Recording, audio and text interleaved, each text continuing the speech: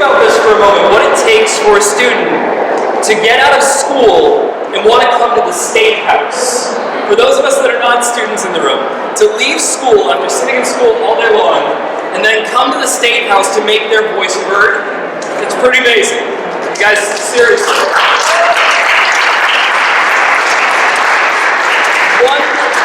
Some of the other groups that are here are from Rhode Island College, and the faculty, adjuncts, and one other union that I'm professional staff as well.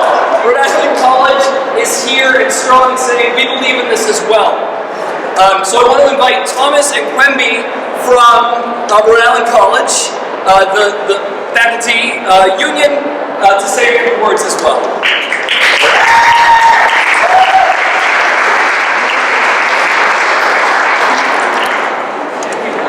So I'm Quemby Hughes, and I am a history professor at Rhode Island College. I'm also a very proud Rhode Island College alum, and I welcome all of you in this room who are considering Rhode Island College to come to Rhode Island College and get to know us. But here I have Tom. I'm Tom Schmeling. I'm a political science professor at RIC. Been there since 2001, and we're here, as was said, to express the support of the Rhode Island College faculty for the Rhode Island Promise program. So I'm a historian, and as such, I'm going to start with talking a little about history. Rhode Island College was founded in 1854, and it was without cost to Rhode Islanders for more than 100 years. Think about that. In 1959, they decided that maybe there should be a fee. Anybody want to guess how much it was? $25. Right? 30 years later, in 1989, just when I was starting to think about college, thinking about Rhode Island College, they decided that they would increase the tuition again. At this point, only 5% of an average family's income would it take to go to Rhode Island College. Now, about a couple of decades later, Rhode Island College tuition is 15% of the average Rhode Island family's income, and 3 times as expensive as it was to attend Rhode Island College than it was when I was there as a student. So here's something for you guys to think about. Even with the Rhode Island Promise Plan, in effect, it will cost more for you to attend Rhode Island College for 2 years than it did for me to attend Rhode Island College for 4. So I want you to think about that when you hear about how this is about free tuition, and that this is something that, you shouldn't have to pay for. This is a state good, and this is something that we can get and we can fight for you, our students.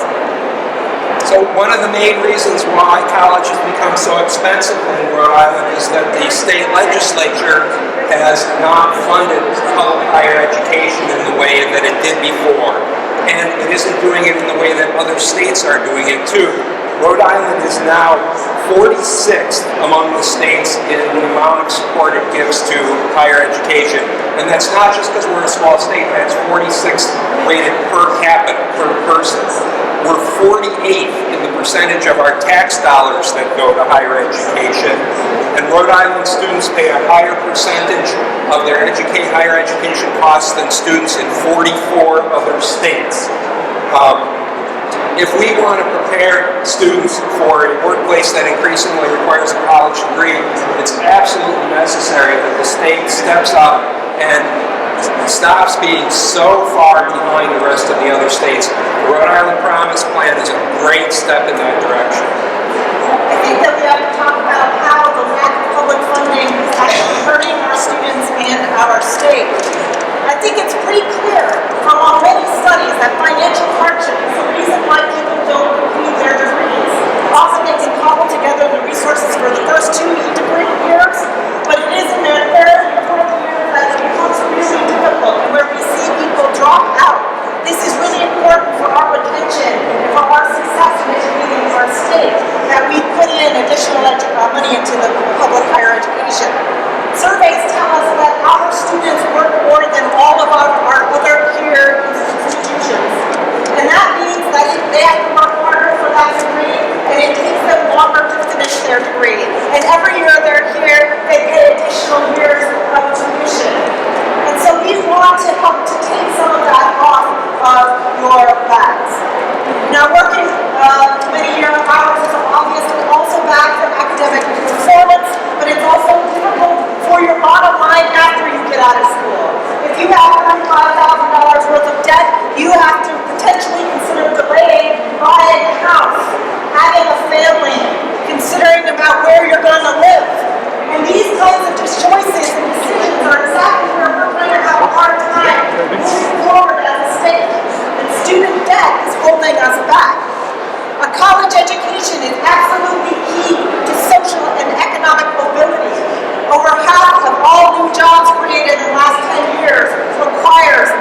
college degree. This is critical to the mission of Rhode Island College, which has higher numbers of students from the bottom 20% of the income bracket than any of our peer institutions. So the Promise Plan is certainly going to benefit the students who get the money for that. But one thing that's important to understand, and I think it's a message that the state legislatures really need to hear and understand, is the benefit for the state in general that this provides. A person with a college degree over a lifetime makes about $900,000 more than a person without a college degree. Pretty close to $1 million more over their lifetime.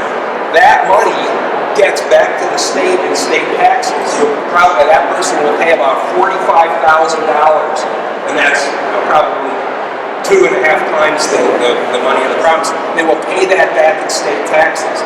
They will have more money to put into the local economy, to buy houses, to buy cars, to buy other goods, pay sales tax on all of that stuff. So it's not only good for the student, it benefits the state as well. Employers who are thinking about, do I want to move my business to Rhode Island, are going to ask what percentage of the people in that state have a college education. It's one of the most important things to them, more important than tax cuts that the legislature might offer them. People with college degrees commit less crime, go to prison less often, are less likely to wind up getting aid from the state to support their family. So there are all these benefits that flow not only to the student who gets this, but to the state in general. I know that I'm happier when the people around me are well-educated and knowledgeable people, the bank clerks, the police officers, the firefighters. So it's really important to emphasize those benefits to the state as a whole. So I wanted to conclude with a quote from John F. Kennedy. He said, through the education of our young people, we develop those resources of mind and spirit which America possesses in such abundance, and which alone can provide the strength, the imagination, and the creative intelligence which the troubled decade ahead will demand. I believe that these words remain as true in 2017 as they do in 1916. Rhode Island Promise Program makes good policy, good sense, and the right choice for Rhode Island.